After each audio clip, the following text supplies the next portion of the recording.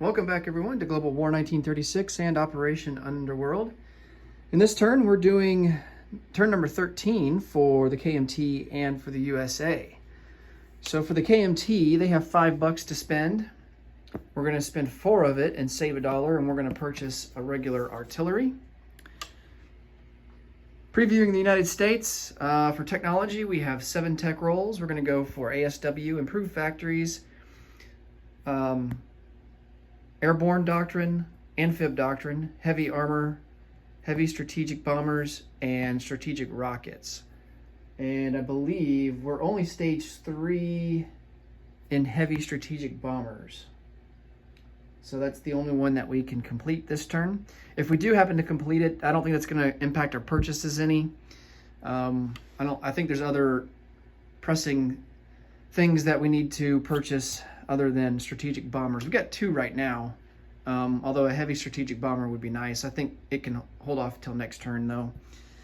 So speaking of purchases, for that we're gonna spend 24 and buy 2 jet fighters, and then we're going to spend 25 and buy 5 self-propelled artillery. We've got $3 to account for convoy rating, and then over here on the build queue we're going to spend $10 and start construction. We get a discount of 1 IPP for ships, so because of improved construction. So what ordinarily would be $12 for 2 heavy fleet carriers, we're going to spend $10 and start it at stage 3.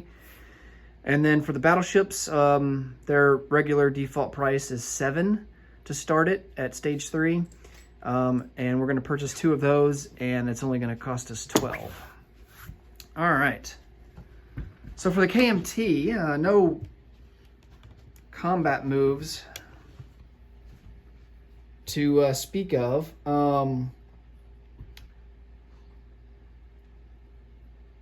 think we're going to sit where we're at for now, and we'll just add our artillery here into Kwangtung and be on our merry way.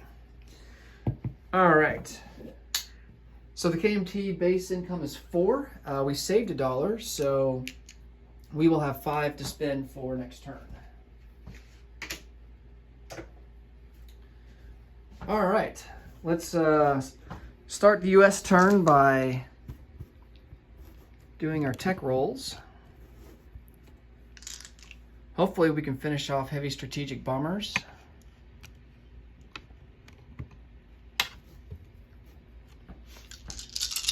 All right, here we go. I'm not seeing many hits. We got at least 4 misses here. This is heavy armor. That's a miss. So we only hit on 2. That's airborne and factories. All right, so airborne goes up to stage 3, as does factories. All right. Well, that was kind of an abysmal tech turn.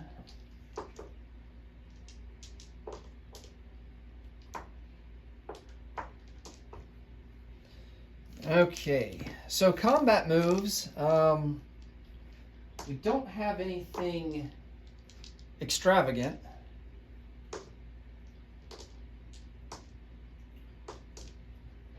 We do got a couple here and there. So let's start out here in the Atlantic.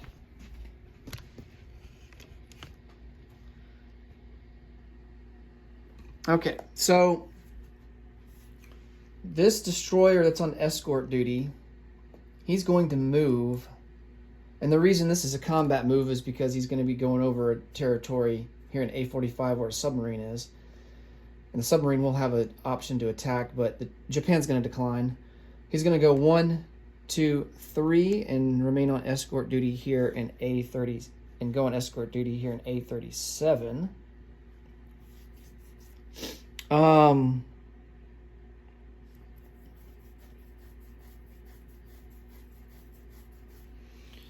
We're not going to do any strategic bombing this turn. Or should we go after Paris?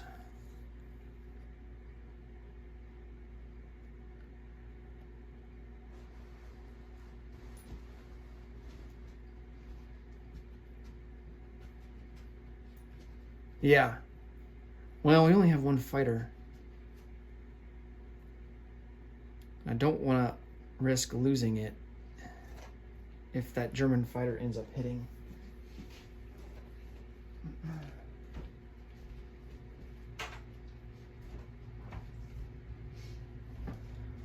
So I think here in the Atlantic, on the European side, I don't think that there's really anything to do here. Most of it's going to be non-combat moves. North Africa, kind of a similar situation.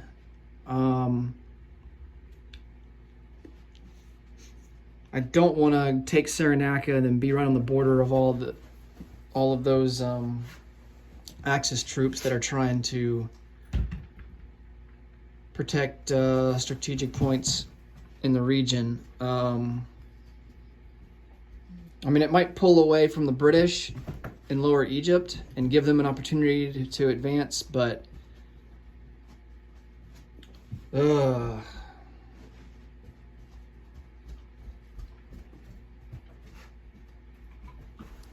feel like losing. I don't feel like risking losing any units at all in North Africa because that's all we have. Okay, so I think we're good there. Here in the Pacific, I mean, we're still not in a position really to attack the Japanese fleet. I mean, that's why we're starting to build some heavy ships. Japan's not even anywhere close to completing heavy ship construction, which definitely favors us big time. He's at stage 1, so we don't really have to be aggressive quite yet. We can kind of sit back, continue to build up our forces. And I think for the Allies, it's really what it's all about, you know. I mean, yes, time isn't on your side, but at this stage in the game, we still have time to build stuff up, and we don't have to be aggressive quite yet. You know, it's the Axis who have to be aggressive early in the game, and then as it gets later in the game, they can afford to be more defensive and just protect what they have and hope that it's enough strategic victory objectives to win in the end. And speaking of which, we actually have lost sphere of influence with the Japanese takeover of Guam. So that reduces our strategic naval movement by 1, so we're down to 3 now instead of 4. So that kind of sucks. The Allies, I mean, we have even less strategic objectives completed than the Comintern. Comintern have 4, we only have 3. So we really, you know, here over the next couple of turns, we're really going to have to be making some moves. Because once we get to turn 17, we're going to be rolling for the end of the game. Now, I mean, it's going to be a low chance that the game ends on turn 17, but you don't really want to risk it. You want to be making some moves here, turn 15 and 16. So,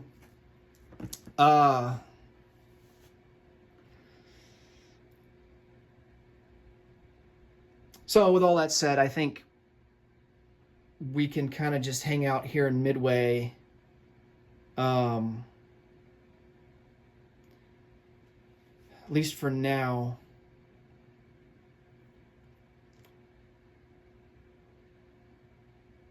I'm a little concerned that he would launch an attack in Hawaii.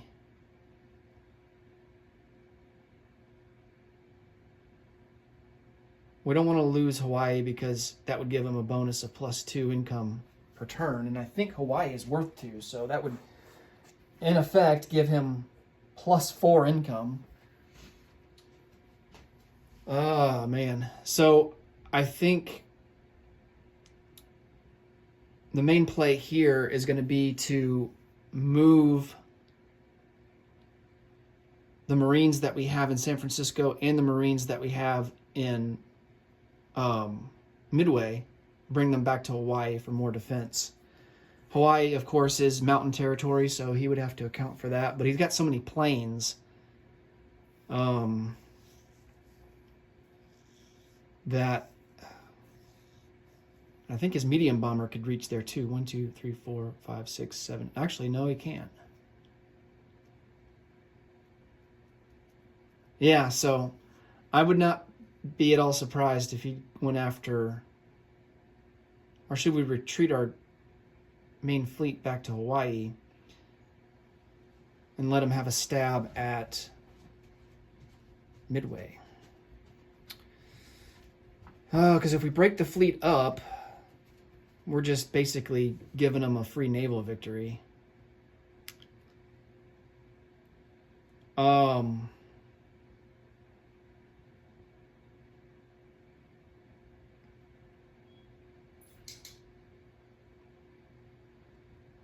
Yeah, I think we keep the fleet off Midway and just bolster up Hawaii more. I mean, I don't like it, but because he's got, what, 8 planes? Yeah, he's got 8 planes. Kind of wish we had a AAA gun in Hawaii. I think we had one earlier, but I think we lost it in amphibious assault. Yeah, I think it was one of the failed amphibious assaults that we tried. Yeah, so let's just go over to non-combat. We're going to take these 2 Marines, load them up on a naval transport, and just go over 1 into Hawaii. And this guy will go in port.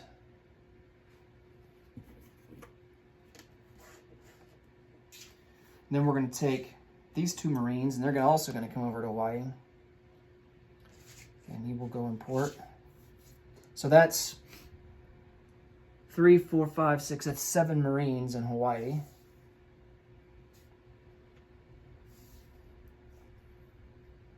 And we'll leave the fleet lurking off Midway. Okay. I think that's going to be it for the Pacific. Over here in the Atlantic, we've got a couple of moves here. So these planes that are here in New York, that's a strategic bomber and a fighter, will come out 1, 2, 3, 4, 5, 6 and go into southern England. I'm going to attempt to add this guy to the flight stand.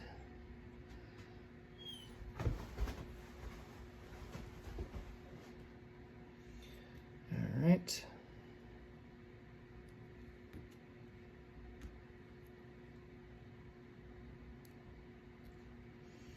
So now we have 2 strategic bombers, a medium bomber, and 2 jet fighters there in southern England.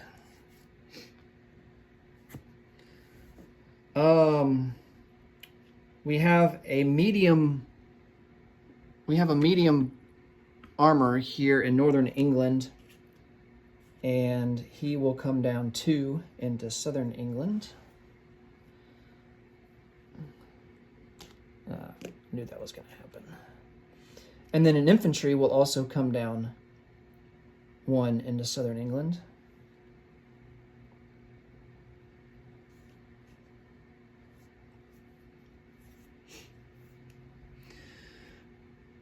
We have 3 strategic naval moves, and what we're going to do is take these 2 naval transports. They're going to go 1 and 1. Well, I guess they both can go 1, 2, 3, 4, 5. Well, we're gonna send them to New York, so just 4. They'll go in port there in New York.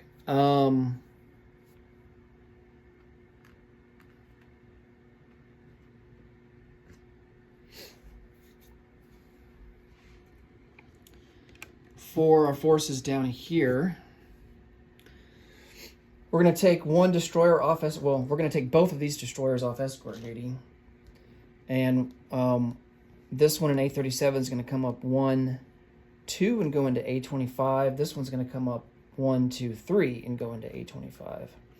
And then what we're going to do is we're going to load up all of these guys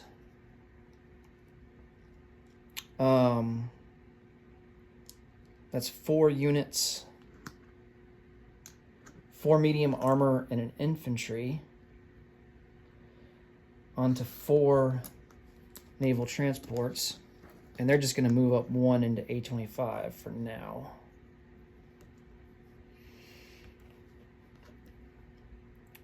And then these 2 guys here are in port.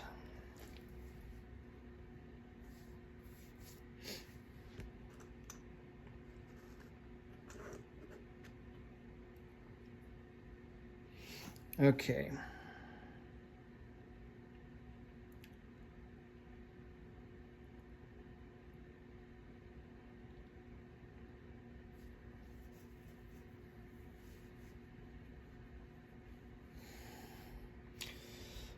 Over here in Gibraltar, we have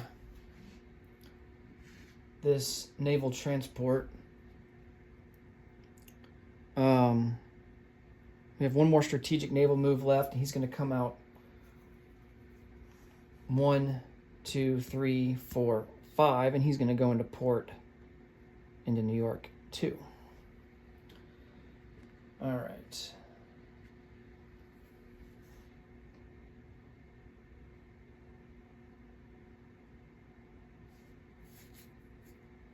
We're going to keep our fleet there in the Med Sea, and we're going to keep him in M8. And I think that's going to do it. All right, let's place some units down.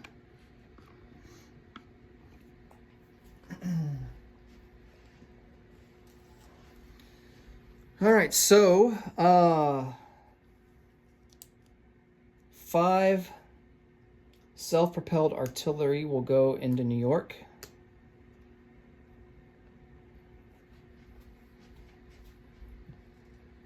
And then 2 jet fighters, we're going to place them in the northeast. And we should still be able to get to southern England in 6 moves. 1 into Ottawa, 2 into A18, 3 into A19, 4 into A20, 5 into A21, 6 into southern England. So that's the plan there. Okay, that will be all for placing units down. Let's see about collecting income.